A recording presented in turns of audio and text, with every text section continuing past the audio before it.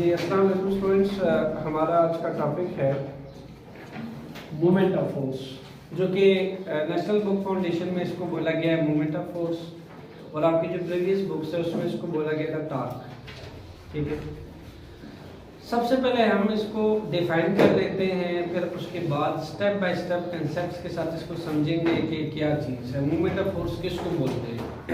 ठीक है, ये कहता है कि जब टर्निंग इफेक्ट प्रोड्यूस होता है किसी भी बॉडी में, जब turning effect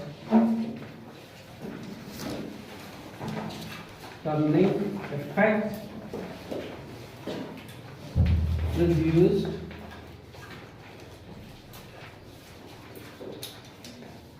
in a body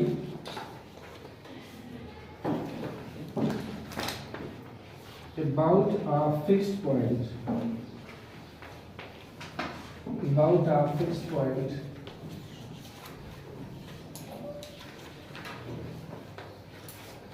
एक फिक्स पॉइंट पे जब आप किसी बॉडी के अंदर टर्निंग इफेक्ट प्रोड्यूस करते हो, ठीक है, एक फिक्स पॉइंट पे आप किसी भी बॉडी पे जब टर्निंग इफेक्ट प्रोड्यूस करते हो, इसको हम कहते हैं मूवमेंट ऑफ फोर्स, या फिर इसका दूसरा नाम है torque, is known as torque.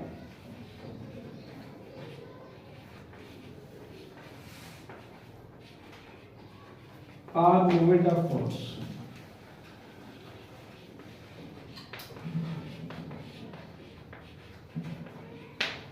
जी, इसके दो नाम हैं। अच्छा, जो मूवमेंट वर्ड आया है इसका क्या मतलब है? मूवमेंट कहते हैं घुमाने को, किसको? घुमाने को। जब हम फोर्स ऐसे लगाएं किसी भी बॉडी में कि उसको उसमें हम मूवमेंट से हमारा मतलब होता है कि किसी फिक्स्ड पॉइंट पे किसी बॉडी को जब हम घुमाते हैं उसको हम कहते हैं मूवमेंट। किसी फिक्स्ड पॉइंट पे किसी बॉडी को घुमाना, ठीक। फोर्सेस आप डिफरेंट तरह पे आप बॉडी पे लगाते हो। चैप्टर 2 के अंदर और चैप्टर 3 के अंदर कुछ फोर्सेस आप लगाते हो बॉडी को पुल करने के लिए, कुछ फोर्सेस लगाते हो पुश करने के लिए, कुछ फोर्सेस बॉडी को मोशन से रेस्ट पे लाने के लिए, कुछ फोर्सेस रेस्ट से मोशन पे लाने के लिए। बट ये वाली फोर्स अलग है, ये फोर्स घुमाने वाली है, इसलिए उसको बोला मूवमेंट। मूवमेंट कहते हैं घुमाने को। आप फोर्स का घूमना, जब फोर्स को आप घुमाएंगे तो उसमें क्या प्रोड्यूस होगा? एक टर्निंग इफेक्ट प्रोड्यूस होगा। समझ आ रही? तो वो टर्निंग इफेक्ट जो प्रोड्यूस होगा वो कहां प्रोड्यूस होगा? अबाउट अ फिक्स्ड पॉइंट, ठीक, वो एक फिक्स्ड पॉइंट पे प्रोड्यूस होगा, और इस फिक्स्ड पॉइंट से जो बॉडी में घुमाव आएगा, टर्निंग इफेक्ट आएगा, उस टर्निंग इफेक्ट को मूवमेंट ऑफ फोर्स का नाम दिया गया और इसको टॉर्क भी बोला जाता है। ठीक हो गया। और इसके फॉर्मूला होता है जिसको हम बोलते हैं टॉर्क, दिस वन, टॉर्क और टॉर्क, दिस वन, टी से निकला है टॉर्क, एफ क्रॉस डी। अच्छा, यहां पे एफ क्या है? Where F is force. कौन सी वाली फोर्स? यार तुमको जब बॉडी को घुमाना है तो उसमें फोर्स नहीं अप्लाई करोगे, ये वही फोर्स है। बॉडी को जब आपने टर्निंग इफेक्ट प्रोड्यूस करनी है किसी फिक्स पॉइंट पे, तो तुम्हें फोर्स तो चाहिए ना, यू नीड अ फोर्स, तो ये वो वाली फोर्स है। फिर एक नई चीज यहाँ इंट्रोड्यूस होगी, यहाँ एफ से आ गया अप्लाइड फोर्स। कैसी फोर्स? Applied force. और डी से आ जाएगा मोमेंट आर्म, मोमेंट आर्म। आपको अगर ये दो चीजें अच्छी से समझ आ गई तो फिर आपको पूरा टॉर्क के लिए मोमेंट ऑफ फोर्स अच्छे से समझ आ जाएगा। ठीक हो गया। फोर्स जो है इसको हम किसी जहां अप्लाई करते हैं उस जगह को हम कहते हैं line of action of force, line of action of force. अब ये एग्जांपल से आपको सारी बातें समझ आ जाएंगी। Line of action of force, जाहिर है जो फोर्स किसी जगह पे अप्लाई होगी उसके अलावा एक लाइन बनेगी, उस लाइन पे आप फोर्स अप्लाई करेंगे बॉडी में मूवमेंट लाने के लिए, उसको घुमाने के लिए। तो हमने उस फोर्स जहां लगेगी उस पूरे को हमने बोल दिया line of action of force, यानी जिस लाइन पे फोर्स एक्ट कर रही है वो लाइन कहलाती है line of action of force. और इस फिक्स्ड पॉइंट को क्या बोला, इस फिक्स्ड पॉइंट के अलॉन्ग ही हम क्या प्रोड्यूस करते हैं, याद रखिएगा फिक्स्ड पॉइंट के अक्रॉस, इस फिक्स्ड पॉइंट का दूसरा नाम है पाइवेट पॉइंट। क्योंकि ये फिक्स्ड होता है, पाइवेटेड पॉइंट भी फिक्स्ड पॉइंट को बोलते हैं, पाइवेटेड पॉइंट।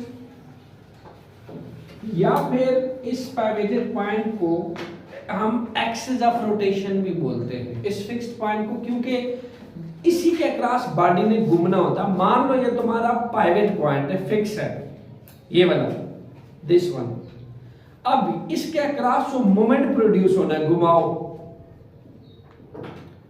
तो ये है तुम्हारा axis of rotations, pivot point, fixed point, और ये रहा तुम्हारा line of action of force. ये आप एक फोर्स से आप एक बॉडी को घुमा रहे हैं, ठीक है। तो fixed point, pivot point, this one is axis of rotation. ये तो एक मैंने हाथ से एग्जांपल दी है, अभी इन एग्जांपल से आपको सारी बात समझ आ जाएगी। पाइवेट पॉइंट पे ही हम एक एक्सिस ऑफ रोटेशन प्रोड्यूस करते हैं। हर बॉडी अपने एक्सिस के गिर्द रोटेट करती है, उसी को चुन के बोला गया कि ये उस रोटेशन का एक्सिस है, इसलिए उसको हम कहते हैं एक्सिस ऑफ रोटेशन। अच्छा, बेसिक बातें कर लें, फिर एग्जांपल्स पे आते हैं। आपको पहले इन टर्म्स की अंडरस्टैंडिंग हो जाए, फिर हम एग्जांपल्स पे आते हैं कि भाई डार्लिंग इफेक्ट कैसे प्रोड्यूस होता है, मोमेंट ऑफ फोर्स क्या चीज है। मैंने बोला कि आमतौर पे जो फोर्स आप लगाते हैं ये उस फोर्स से डिफरेंट है जो पुश पुल रेस्ट मोशन वाली फोर्स है, वो नहीं है। यहां तुमको फोर्स लगाने के लिए दो चीजें दरकार है, एक फिक्स्ड पॉइंट, किसी फिक्स्ड पॉइंट के अलावा तुमको फोर्स लगानी है, ठीक है। उस फिक्स्ड पॉइंट को तुम्हें एक्सिस ऑफ रोटेशन मान के चलना पड़ेगा, वो तुम्हारा एक्सिस ऑफ रोटेशन है, ठीक। मान लो कि तुम्हारा जो व्हील का एक्सल है, ठीक है, व्हील का एक्सल बिल्कुल सेंटर में होता है, बाकी व्हील उस एक्सिस के गिर्द ऐसे घूमता है, ठीक। तो ये रहा तुम्हारा एक्सिस ऑफ रोटेशन, ये फिक्स्ड होता है, कह रहा है ना कि अबाउट अ फिक्स्ड पॉइंट। तो ये एक्सल जो है फिक्स होता है, उस एक्सल के गिर्द व्हील घूमता है, ठीक, रोटेट करता है। अच्छा, तो नेक्स्ट क्या चीज है इसमें, नेक्स्ट है मोमेंटम। इस मोमेंटम ये क्या होता है असल में, मोमेंटम फासले को कहते हैं, इसलिए इसको डी बोला गया। ये कैसा फासला है, इसको भी देख लेते हैं। मोमेंटम फासला है distance between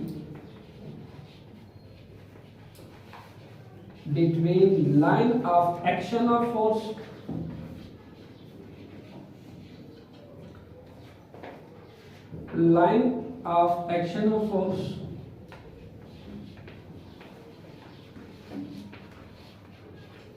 and axis of rotation।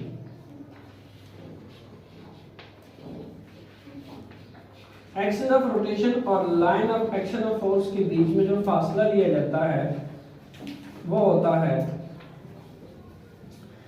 Momentum, और ये होता है परपेंडिकुलर डिस्टेंस। स्टूडेंट्स, ये परपेंडिकुलर फासला लिया जाता है, परपेंडिकुलर डिस्टेंस। अच्छा, मेन टर्म्स, बेसिक टर्म्स होगी, हमने कहा जो घुमाव वाली फोर्स होती है जिससे बॉडी घूमने लगे एक्सिस के गिर्द, वो मोमेंट ऑफ फोर्स कहलाती है, टार्क कहलाती है। फिर हमने कहा कि जनाब इसका तो एक फार्मूला भी है, tau for torque equal to force into momentum, D for momentum, F for force. कौन सी फोर्स जो मैं अप्लाई करूंगा इस पे और किसके अक्रॉस अप्लाई करूंगा, इनटू डी, ठीक है। डी यहाँ पे क्या है, डी यहाँ पे मोमेंटम है, ठीक है, जिसको मैंने यहाँ डी बोला है, दिस इज मोमेंटम। मोमेंटम एक परपेंडिकुलर फासला है किसके दरमियान, line of action of force और एक्सिस ऑफ रोटेशन के दरमियान। फर्स्ट एग्जांपल को चूज करते हैं जिससे आपको बात बड़े अच्छे से समझ आएगी। ये डोर है आपके पास, इसी को ले लेते हैं, ठीक है। अब इस डोर को आपने क्या किया हुआ है, इधर हैंग किया हुआ है। यहाँ पे अगर आप देखें ना तो आपने यहाँ पे इसको हैंग किया होता है, ये डोर, यहाँ ये फ्रेम है पूरा, यहाँ ये डोर हैंग है, ठीक है। इन अदर वर्ड, डोर जहां पे हैंग हुआ है, ये इसी के गिर्द इस डोर ने क्या करना है, रोटेट करना है, ठीक, ऐसे ऐसे। पुश इन पुल करके फोर्स करके आप इसको खोलते हो। तो ये रहा इसका एक्सिस ऑफ रोटेशन। मेरी बात समझिएगा कि बाकी सब एग्जांपल में सेम कंसेप्ट है। यहां जहां डोर आपका आपने फिक्स्ड किया हुआ है, यानी इस एक्सल के पे ही इस डोर ने रोटेट करना है, ठीक है, ये इसका एक्सिस है दिस वन। तो मैं इस हैंडल को पकड़ के क्या करता हूँ, खोलता हूँ, देन फिर से टर्निंग इफेक्ट प्रोड्यूस करके फिर बंद करता हूँ, फिर इसको खोलने के लिए फिर इसको क्लॉकवाइज आता हूँ, फिर इसको खोला जाता है, फिर एंटी क्लॉकवाइज आते हैं, फिर इसको बंद किया जाता है। यानी ये जो आपके पास फ्रेम में ये हैंगर्स हैं, ये वाले जिसने इसको होल्ड किया हुआ है और इसी पे ये घूम रहा है, ठीक हो गया, ये इसका है एक्सिस ऑफ रोटेशन। और फिर बताइए फोर्स हम इस पे कहां अप्लाई करते हैं? डेफिनेटली इसका हैंडल पकड़ के, जरा इसको डेमोंस्ट्रेट करके देखिए। सपोज के डोर है, ठीक है, मेरे पास ये एक्सिस ऑफ रोटेशन है और ये आपके पास line of action of force बनेगी। Line of action of force मैं हैंडल को पकड़ूंगा, खोलने के लिए डेफिनेटली पहले स्ट्रेट होती है और यूं एंटी क्लॉकवाइज जाके इसको अपनी तरफ खींचूंगा, ठीक हो गया। यानी इन अदर वर्ड्स ये जो आपके पास line of action of force है वो यहाँ आएगी, ये line of action of force है। या मैं इसको ऊपर की तरफ लेके जाऊंगा क्लॉकवाइज, या मैं नीचे की तरफ इसको लेके आऊंगा एंटी क्लॉकवाइज। तो मुझे बताइए क्या ये परपेंडिकुलर फासला नहीं है? डेफिनेटली परपेंडिकुलर फासला है, क्योंकि यहाँ भी 90 का एंगल बन रहा है, यहाँ भी 90 का एंगल बन रहा है। This is perpendicular distance between axis of rotation and line of action of force. Line of action of force और एक्सिस ऑफ रोटेशन के बीच का डिस्टेंस ये ले लिया, ये है आपके पास मोमेंट आर्म, ठीक है। Line of action of force ये रहा दिस वन, और एक्सिस ऑफ रोटेशन ये रहा, इसके बीच में ये फासले को बोला जाता है मोमेंट, और इसको हम रिप्रेजेंट करते हैं डी से। किससे रिप्रेजेंट करते हैं? डी से। अच्छा, एक्सिस ऑफ रोटेशन और line of action of force समझ आ गया। डेफिनेटली आप किसी आपने जहां फोर्स लगानी है, ये दरवाजा खोलना है, ठीक है, ये खोलना है, ठीक है, इस तरह से आपने खोलना है इसको। तो हमने इसको line of action of force बोल दिया कि भाई इस लाइन पे ये फोर्स लगनी है, आइदर इट्स अ क्लॉकवाइज और एंटी क्लॉकवाइज, बट इस लाइन पे लगनी है, ये line of action of force मान लिया। और जहां डोर हैंगर्स में फिक्स्ड है ऐसे, इनको हमने बोल दिया कि भाई ये तो एक्सिस है, यानी ये डोर ऐसे घूम रहा है, एक्सिस पे ऐसे घूम रहा है, ऐसे आ रहा है, ठीक, ऐसे खुल भी रहा है, ऐसे बंद भी हो रहा है, और ये इसका एक्सिस ऑफ रोटेशन है। फिर इसका परपेंडिकुलर फासला हमने मान लिया मोमेंट आर्म, ठीक, perpendicular distance between line of action of force and axis of rotation.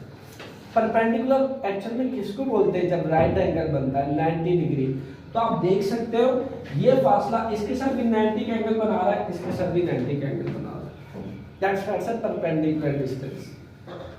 अच्छा जी, अब एग्जांपल नंबर 2 देख लें।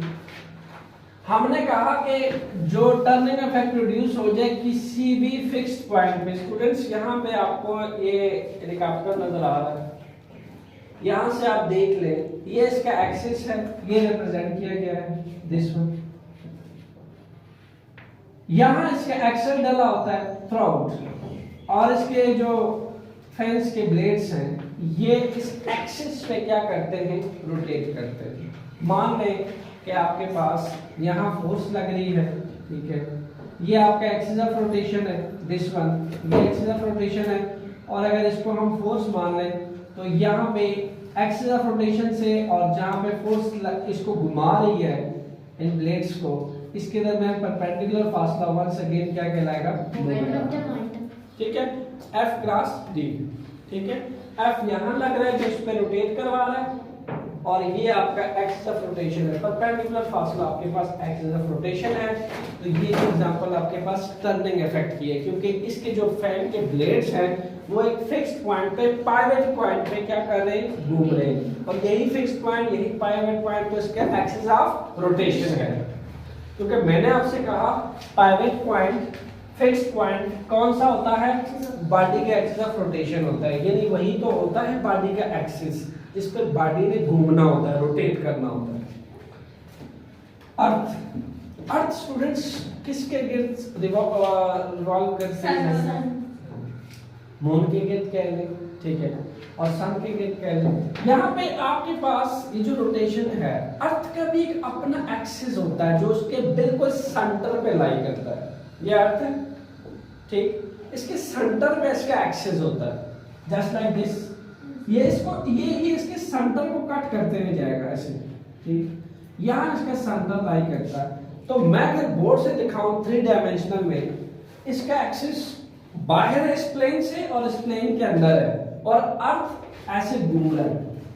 मान लो कि कोई एक्सिस है इस फिक्स्ड पॉइंट पे जो बाहर है, ठीक, और अंदर की तरफ गया हुआ है, इस प्लेन से बाहर है और अंदर की तरफ गया, ये अर्थ इस एक्सिस पे रोटेट कर रहा है। तो फिर क्या है, यहाँ पे आपके पास कोई भी जो मून है या सन है, वो ग्रेविटेशनल फोर्स से अर्थ को अपनी तरफ खींचता है, अर्थ उस सन या मून को अपनी तरफ खींचती है। दोनों के रिजल्ट में इसको मिलती है सेंट्रीपिटल फोर्स, और फिर अर्थ जो है वो मून या सन के गिर्द रोटेट करना या रिवॉल्व करना शुरू कर देती है अपने ही एक्सिस पे। ये रहा इसका अपना एक्सिस।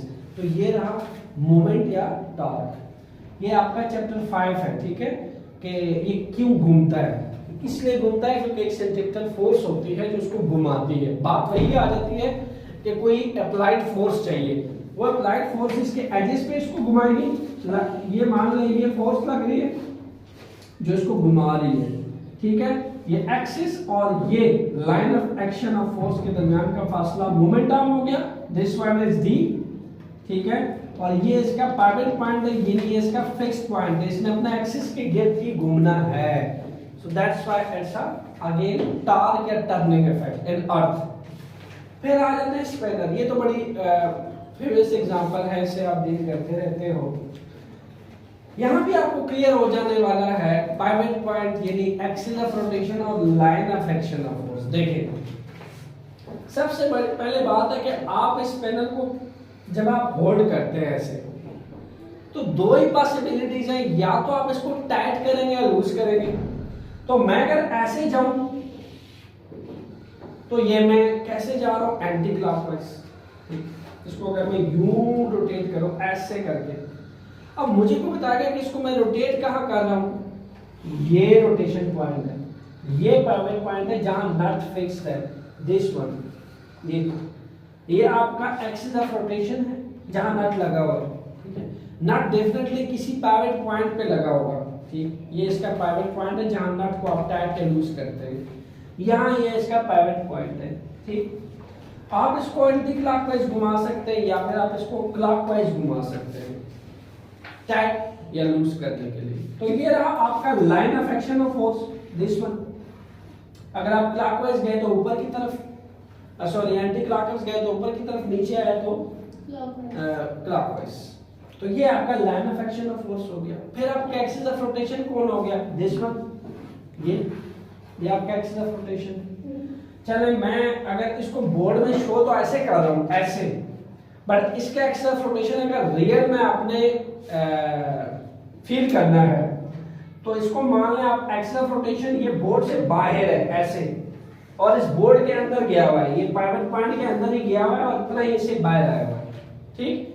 और ये फासला अगर ये बाहर है इतना ही अंदर है ये वाला, और फिर इसी फोर्स को आप देख लो, ये फोर्स जो है ये line of action of force है, ये आपके पास एक्सिस ऑफ रोटेशन है, इसके बीच में फासला जो है दिस वन इज डी यानी momentum. Perpendicular distance between axis of rotation and line of action of force is known as momentum force या momentum, ठीक हो गया। इन तमाम एग्जांपल से आपको ये चीज क्लियर होगी कि टॉर्क क्या होता है, टर्निंग इफेक्ट क्या होता है, ठीक है। इन सब के अंदर आपको दो चीजें मद्देनजर रखनी है, फोर्स और मोमेंटम, ठीक। मोमेंटम कैसा फासला, परपेंडिकुलर फासला, कहां से, एक्सिस ऑफ रोटेशन से line of action of force तक, ठीक है। फोर्स कहाँ लगाते हैं हम? डेफिनेटली बॉडी में टर्निंग इफेक्ट प्रोड्यूस करने के लिए फोर्स लगाया जाता है, और वो टर्निंग इफेक्ट एक पाइवट पॉइंट पे लगता है। उस पाइवट पॉइंट को हम बोलते हैं एक्सिस ऑफ रोटेशन, और जहां फोर्स लगाते हो आप उस जगह को बोला जाता है line of action of force. अच्छा ठीक है, ये बातें कंफर्म होगी। स्टूडेंट्स होता क्या है कि ये एक थर्ड चीज पे भी डिपेंड करता है, that is angle. That is angle. अब हम कुछ मजीद कंसेप्ट्स को एक्सपेंड करते हैं और फिर आपको कुछ मजीद बातें पता चलेंगी।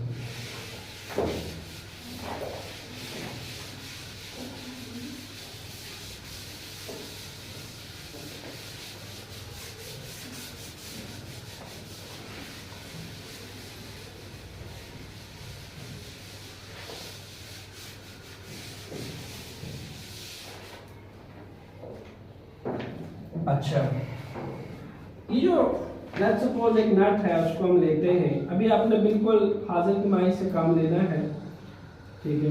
ये स्पिनर है लेट्स सपोज,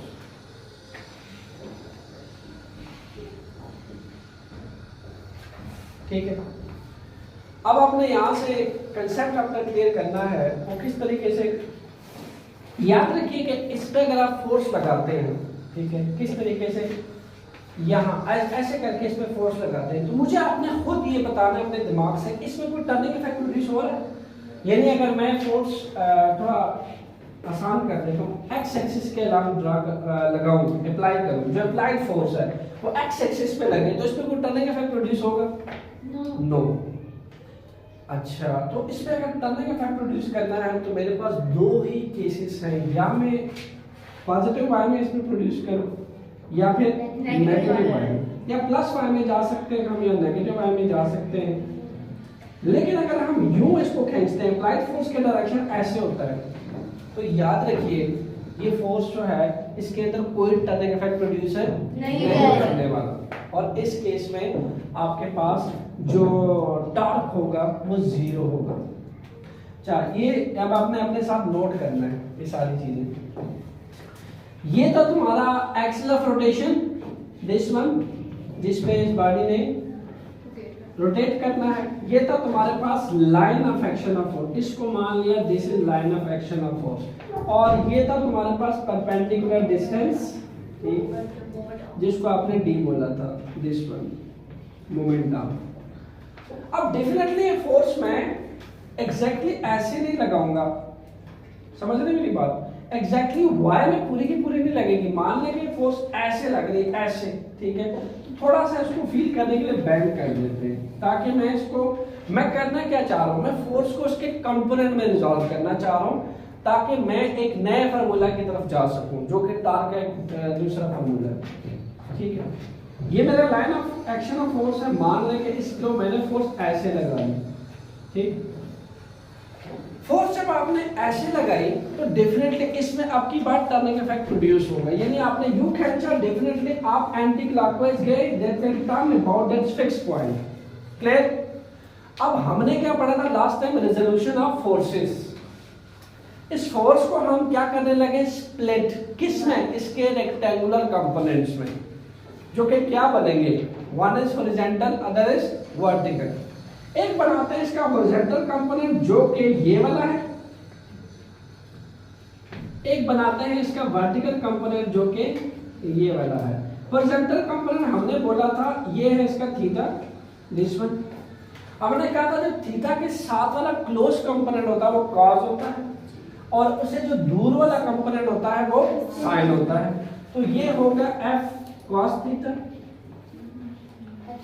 और ये होगा एफ साइन थीटा। याद रखिए जो एफ कॉस थीटा है वो टर्निंग इफेक्ट में कोई रोल अदा नहीं कर रहा। कैसे? यानी वो तो बॉडी को बिल्कुल एक्स के अलावा मैग्नीट्यूड प्रोड्यूस करेगा, there is no turning effect. किस पे? एफ कॉस थीटा की वजह से। तो फिर एक ही कंपोनेंट बचा है, कौन सा वाला? F sine theta. F sine theta की वजह से इस स्पैनर में इस फिक्स्ड पॉइंट पे टर्निंग इफेक्ट प्रोड्यूस होगा, आइदर इट्स क्लॉकवाइज या एंटी क्लॉकवाइज। तो हुआ क्या, हम यहाँ पे एक नया रूल बना सकते हैं कि चूंकि F cos theta produce no torque. Produce no torque.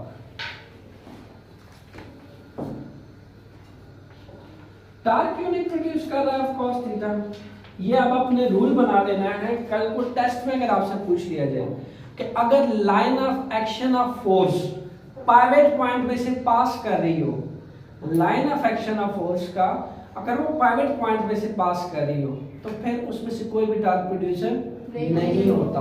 देखिएगा इस लाइन को जरा पीछे खींचे,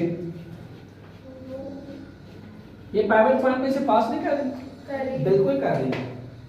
सो जो line of action of force आपके पाइवट पॉइंट से कनेक्ट होके पास करे वो कोई भी टॉर्क प्रोड्यूसर नहीं करती। अच्छा, इसी हिसाब से हम इस Fy को देख लेते हैं। ये तो बिल्कुल ऐसे है, ये तो बिल्कुल पाइवट पॉइंट में से पास नहीं कर रही, तो जो फोर्स पाइवट पॉइंट में से पास ना करे, जो फोर्स पाइवट पॉइंट में से पास ना करे उसी फोर्स की वजह से बॉडी में टर्निंग इफेक्ट प्रोड्यूस होता है। आपको बड़े रीजनिंग क्वेश्चंस मिलेंगे टेस्ट में, याद रखें इसको, आपने नेक्स्ट टाइम के लिए याद रखना है कि अगर कोई फोर्स आपके पाइवट पॉइंट में से पास कर रही हो, जैसे Fx पास कर रहा है, तो उसकी वजह से टॉर्क या मोमेंट ऑफ फोर्स हमेशा जीरो होता है। और फिर जो फोर्स परपेंडिकुलर हो किसके, आपके पाइवट पॉइंट के, ठीक, जैसे ये बिल्कुल परपेंडिकुलर फोर्स है, ठीक है, दिस वन, वो उसी की वजह से आपके पास एक टर्निंग इफेक्ट या मोमेंट ऑफ फोर्स का घुमाव प्रोड्यूस होता है। ठीक हो गया। यानी मैं अगर इस फार्मूला को अब लिखना चाहूं तो क्या लिख सकता हूं, tau is equal to F cos theta की वजह से तो टॉर्क बिल्कुल जीरो हो जाए। क्यों जीरो है? As it is passing through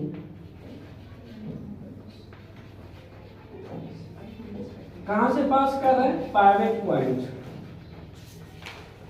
as it is passing through pivot point, ये पाइवटेड पॉइंट से पास कर रहा है, दैट्स व्हाई इसका टॉर्क क्या होने वाला है? जीरो। ठीक है जी, ये बात तो हम समझ लगी। अब हम इस F sin थीटा की बात कर लेते हैं जिसकी वजह से मोमेंट ऑफ फोर्स प्रोड्यूस हो रहा है, टर्निंग इफेक्ट। यानी मेरे पास आपकी बात फार्मूला आ जाएगा F sin थीटा, इसका कंपोनेंट आ जाएगा इनटू डी, और अगर इसको मल्टीप्लाई कर दिया जाए तो हमारे पास आ जाएगा एफ डी साइन थीटा। जी स्टूडेंट्स, ये आ गया आपके पास complete formula. Tau is equal to F D sine theta. तो कोई आपसे पूछ सकता है कि cos थीटा क्यों नहीं? Because cos theta is exactly passes through a pivoted point, so there is no contribution of F cos theta in producing a torque or moment of force. That's why F cos theta is neglected. क्या बचा? F sin theta, जो कि spinner को घुमा रहा है, clockwise भी anti clockwise भी। समझ आ गई इतनी बात? F cos theta इसलिए निकाल दिया इसमें से। हमने फोर्स को उसके कंपोनेंट में रिजॉल्व किया। देखो क्यों रिजॉल्व किया, उस दिन भी सिखाया था, क्योंकि ये जो फोर्स है ये कंप्लीटली ना तो मैं y में लगा पा रहा हूं ना x में। जो x में लगाई वो तो जीरो हो गई। इस फोर्स का आधा मैग्नीट्यूड y में जा रहा है जो कि इसको घुमाएगा, जो इसके अंदर टर्निंग इफेक्ट प्रोड्यूस करेगा।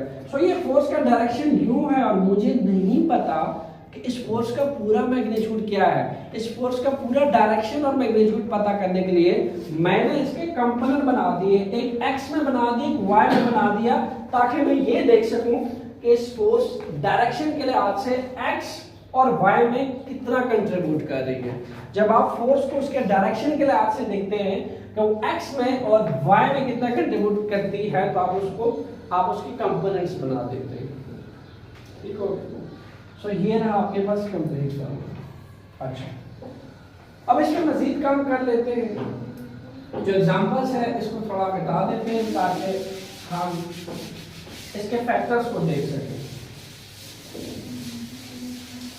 टॉर्क में से बहुत सारे आपसे रीजनिंग क्वेश्चन पूछे जाते हैं बोर्ड के पेपर में, कंफर्म क्वेश्चन आता है इसमें, तो सारे सवालों का जवाब आपको आ जाएगा अभी। हम इसके फैक्टर्स देख लेते हैं, factors on which torque depend. आपसे क्वेश्चन पूछा जा सकता है on what factor torque depend. ये बोर्ड में क्वेश्चन आ चुका है कि टॉर्क किन फैक्टर पे डिपेंड करता है। तो factors of torque, factor of torque क्या है स्टूडेंट्स? इसका पहला फैक्टर है कौन सा? फोर्स। दूसरा क्या है? मोमेंटम।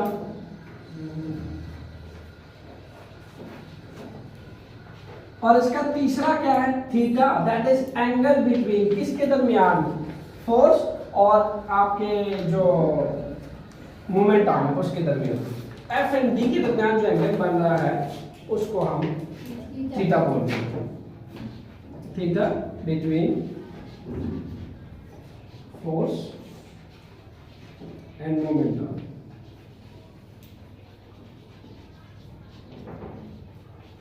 देखो अगर आप तुम इसको एक्सटेंड करो इस परपेंडिकुलर फासला को, तो ये तुम्हारा मोमेंटम है और ये तुम्हारी फोर्स है, तो इसके बीच में जो एंगल बन रहा है इसको बोल दिया कि जो एंगल बन रहा है दैट इज थीटा।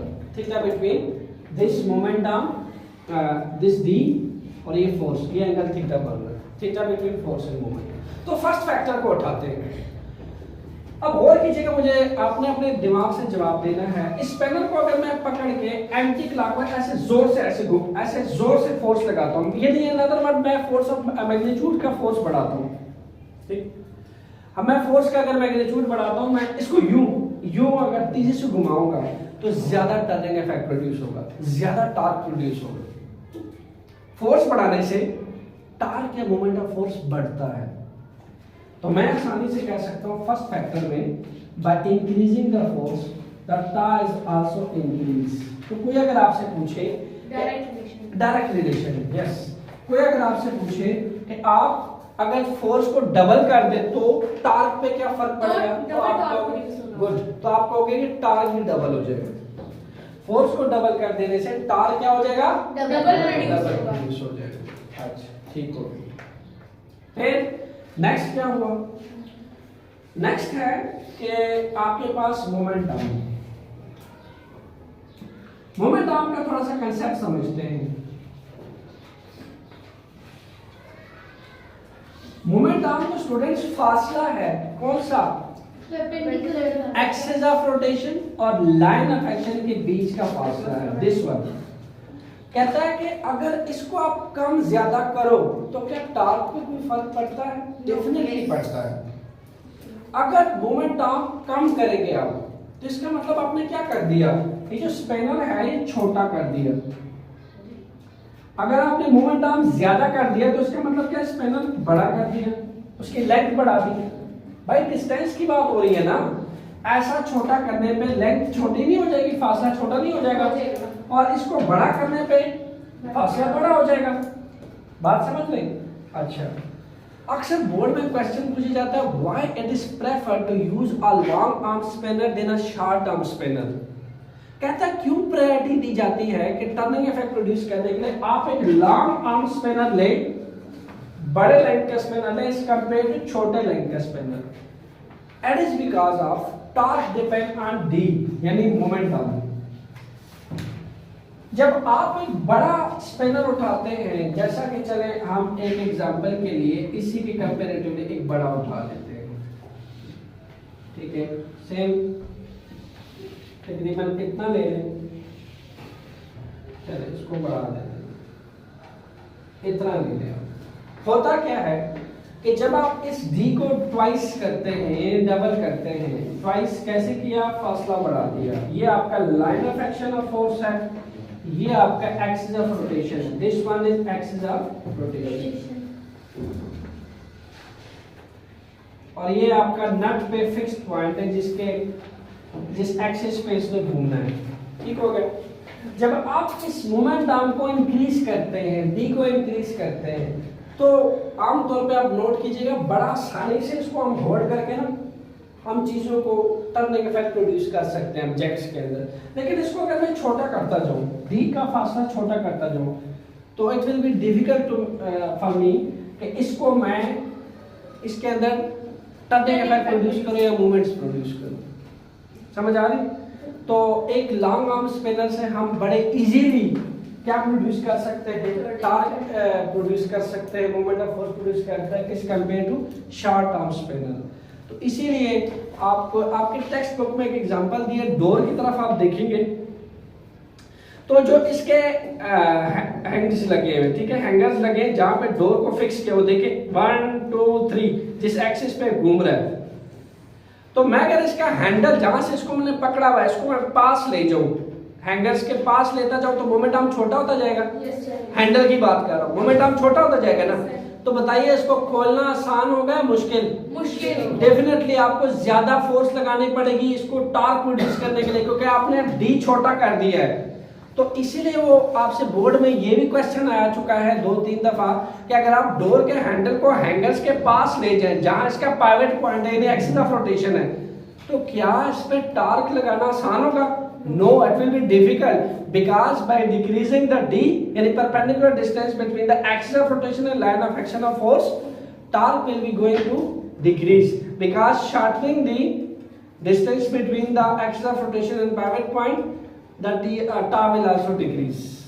ये बात याद रखनी है आपने। तो ये मैंने आपको हैंडल से भी एक एग्जांपल दे दी कि अगर आप इसको जहां से आप इसको होल्ड करके मोमेंट लगा रहे हैं, मोमेंट ऑफ फोर्स प्रोड्यूस कर रहे हैं, अगर आप इसको उस साइड पे ले जाते हैं तब ये टॉर्क जो है वो आपके पास कम प्रोड्यूस होगा, कम टर्निंग इफेक्ट प्रोड्यूस होगा। अच्छा, इसकी बात होगी जी। अगर छोटा स्पिनर होता है इसमें टॉर्क प्रोड्यूस करना मुश्किल तो होगा, प्रोड्यूस हो जाएगा, स्मॉल मैग्नीट्यूड का प्रोड्यूस होगा। हमें तो मैक्सिमम टॉर्क से मतलब है, ठीक है। सूत्र को उठा दें जी। नेक्स्ट है हमारे पास थीटा। थीटा तो आपके पास एंगल है किसके दरमियान? फोर्स एंड डिस्प्लेसमेंट के दरमियान, फोर्स एंड यानी मोमेंट आर्म के दरमियान अप्लाइड फोर्स और मोमेंट आर्म के दरमियान जो एंगल बन रहा है उसको आपने थीटा बोला। कैसे डिपेंड कर रहा है, जरा थोड़ा सा इसका डेरिवेशन पार्ट करते हैं। लास्ट हमने थीटा बल्कि यहां पे हो जाए। अच्छा, एंगल यहां पे दो हो सकते हैं, एक हो सकता है 0 डिग्री, एक हो सकता है 90 डिग्री। दो एंगल क्यों ले रहे हैं? 0 डिग्री के केस में क्या होगा, आप फोर्स ऐसे लगा रहे हैं तब 0 का एंगल बनेगा। फोर्स किधर को लगा रहे हैं? फोर्स किधर को लगा रहे हैं? डी के साथ, जिस डायरेक्शन में डी आ रहा है उसी डायरेक्शन में फोर्स लग रही है, तो एंगल कितना बना? 0। जिस डायरेक्शन में मोमेंट आर्म हो, दोबारा से देखें, जिस डायरेक्शन में डी हो, डी इस डायरेक्शन में है और फोर्स पे अगर आप उसी डायरेक्शन में लगाओ तो डी और एफ के दरमियान कितना एंगल बनेगा? 0, क्योंकि दोनों की डायरेक्शन सेम है। तो मैं देखना चाहता हूं कि sin 0 डिग्री क्या आता है, जरा पुट करते हैं value. Tau is equal to R F sine theta, R F sine, आपके पास यहां आ जाना है 0 डिग्री, और ये याद रखिएगा साइन 0 तो 0 होता है, यानी the whole term will become 0, torque 0 हो जाएगा। यहां से भी प्रूफ हो गया है कि अगर मैं f cos थीटा को मैंने क्यों 0 माना, क्योंकि एक तो वो पाइवट पॉइंट से पास कर रहा था, और वैसे भी अगर फोर्स और मोमेंट आर्म की डायरेक्शन एक जैसी हो, यानी एक जैसे डायरेक्शन में हो, तब भी टॉर्क प्रोड्यूस नहीं होता। और याद रखिए जा रहा है f cos थीटा यूं खींच रहा है इसको, तो कॉमन सेंस की बात है भाई, इसने कहां घूमना है, देयर इज नो टॉर्क। अच्छा, तो ये r क्या रिप्रेजेंट कर रहा है? आर डी है भाई, मोमेंट आर्म है, मैंने आर को डी से रिप्लेस कर दिया। एक्चुअली प्रीवियस बुक्स में मोमेंट आर्म को आर से रिप्रेजेंट किया गया। अच्छा, इसको आप इसके साथ हम देख लेते हैं थीटा 90 पे।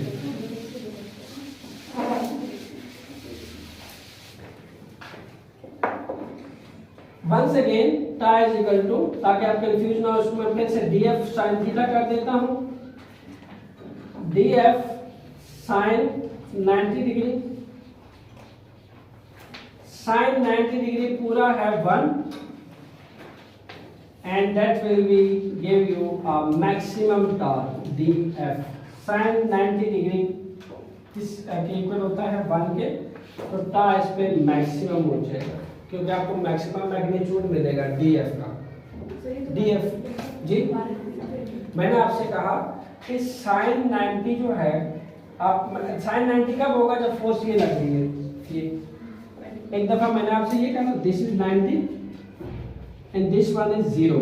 ये जो आप फोर्स जिस डायरेक्शन में लगा रही हो मोमेंट आर्म भी इसी डायरेक्शन में है, तो थीटा इस केस में 0 था, ठीक है। तो D और F में क्या एंगल बन रहा है 0, और यहाँ D और F में कैसा एंगल बन रहा है, ये आपका D है, ये F है, F sin थीटा, ये 90 बन रहा है। तो अगर मैं इसके फार्मूला में sin 90 पुट करूं तो sin 90 1 होता है, ये टार्क मैक्सिमम हो जाता है। लेकिन इसी फोर्स को जब हमने पुट किया इसके लिए, जब इसके पैरेलल थी, तो फिर टार्क 0 हो गया था। सर 90 डिग्री हमेशा sin 90 हमेशा 1 होता है, sin 0 हमेशा 0 होता है, ठीक है।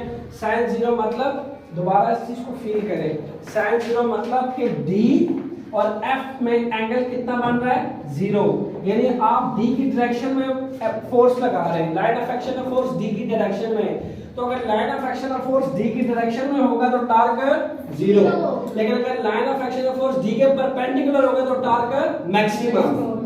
तो आपसे एक रीजनिंग क्वेश्चन में ये भी पूछ सकता है कि when the torque is maximum and minimum, तो आपके पास ये रहा प्रूफ, ये रहा प्रूफ। जब D और F एक दूसरे के पैरेलल होते हैं तो एंगल इज 0, जब परपेंडिकुलर होते हैं एंगल इज 90, टार्क मैक्सिमम, तो इसको मैं टा मैक्स भी कह सकता हूं, टा इज मैक्सिमम, इसको मैं टा मिन भी कह सकता हूं, मिन फ्रॉम मिनिमम। समझ आ गई बात? टा मिन मींस टा मैक्स मिनिमम और टा मैक्स फॉर टा maximum. Any question? Two factors: force, momentum, angle between line of action of force and axis of rotations, ठीक है। इसके दरमियान इन तीन चीजों पर डिपेंड करती है, और आपको इन तीनों फैक्टर्स का पता होना चाहिए। और फिर आपके एक्सरसाइज में बल्कि एक क्वेश्चन मौजूद है, उसको भी डिस्कस कर लेते हैं टॉपिक के साथ ही।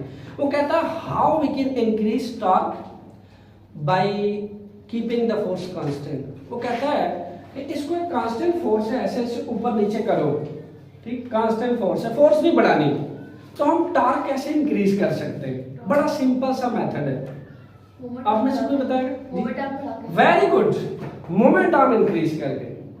जब हमने कह दिया कि तीन फैक्टर पे डिपेंड कर दिया, अगर तुम्हारा ये मैं कांस्टेंट कर दूं, मैं तुमसे कहूं तुमने 10 न्यूटन ही लगानी है, इससे ना ऊपर ना नीचे आना है, 10 न्यूटन से ऊपर नीचे करते जाओ, तो बताओ मुझे इसी 10 न्यूटन पे ज्यादा टॉर्क चाहिए, मुझे लेके दिखाओ, कैसे लिखोगे?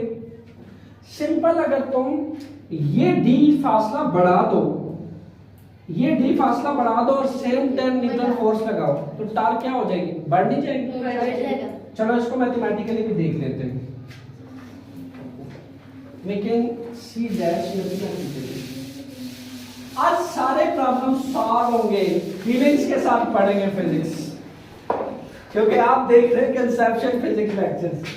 अच्छा, यहाँ पे है आपके पास टा एफ डी, कंसेप्ट सारे क्लियर हो गए जी जनाब। हमने फोर्स ले ली 10 न्यूटन, क्या ले लिया? 10 न्यूटन। 10 न्यूटन फोर्स आपको बढ़ाने की इजाजत नहीं है, आपने 10 न्यूटन से ही करना है, ठीक, फोर्स अप्लाई करनी है। डी जो है उसको हम चेंज कर सकते हैं, क्योंकि हमें कहा गया how we can increase torque by keeping the force constant. अब डी कैसे चेंज कर सकते हैं? चलो मान लिया कि इस केस में मेरे पास डी था लगभग 5 मीटर,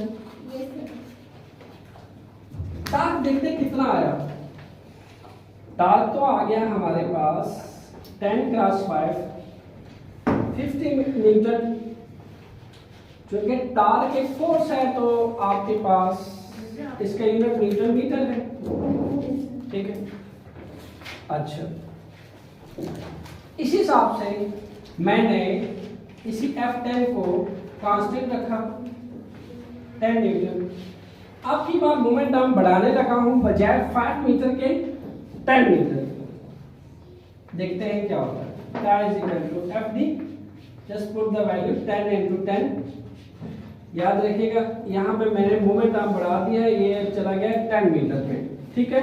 मैंने बजाय शॉर्ट आर्म स्पिनर के एक लॉन्ग आर्म स्पिनर ले लिया जिसका परपेंडिकुलर डिस्टेंस ले लिया 10 मीटर। तो अब कितना आ रहा है? 100 बढ़ा कि नहीं बढ़ा? फोर्स तो नहीं बढ़ाई मैंने। I keep the force constant 10 Newton 10 Newton. क्या बढ़ाया? मोमेंट डाउन बढ़ा दिया। तो 5 था पहले, वो 10 कर दिया उसने, टार्क बढ़ा दिया। पर आपने तो कहा था कि डॉट और फोर्स जो है डायरेक्ट रिलेशन है। डेफिनेटली, लेकिन क्वेश्चन में अगर आपको कह दे कि ये कांस्टेंट रखो, और वो फिर आप डी को इंक्रीज कम कर सकते हैं। ठीक है, आपको बोला गया था कि आपने टार्क इंक्रीज करना है, ये बढ़ाना है, ये आपको ज्यादा चाहिए, और आपने एफ कांस्टेंट रखना। फिर एक ही रास्ता है आपके पास डी को इंक्रीज करने का। जाहिर हमने बोला था कि एक शॉर्ट आर्म स्पिनर और लॉन्ग आर्म स्पिनर में से कौन में से टर्निंग इफेक्ट किस में ज्यादा प्रोड्यूस होता है? लॉन्ग। ये भी आपके पास प्रूफ हो गया। ये एक लॉन्ग आर्म स्पिनर है 10 मीटर का, ये एक शॉर्ट आर्म स्पिनर है 5 मीटर का। देखिएगा इसमें से टॉर्क ज्यादा प्रोड्यूस होता है। सर वो हमें मूवमेंट आर्म भी कांस्टेंट दे सकते हैं। ये भी कह सकता है कि हम टार्क कैसे इंक्रीज कर सकते हैं? By keeping the moment arm constant. अब आप क्या जवाब दोगे? Very good. और अगर मैं आपसे कहूं how we can increase torque by keeping the force and moment arm constant, अब आप क्या जवाब दोगे? Movement arm constant how we can increase, yes, theta. Third option आपके पास अभी भी मौजूद है। हम अगर इसको भी कांस्टेंट कर दें, इसको भी कांस्टेंट कर दें, तो क्या ये नहीं चेंज कर सकते? यस सर कर सकते हैं। Still you can increase torque. आप इस एंगल को वेरी करो, टार्क अपने आप ही चेंज होगा। Yes sir. समझ आ गई? कंसेप्ट क्लियर हो गए? Yes sir. Any question? No sir. Okay, thank you. Allah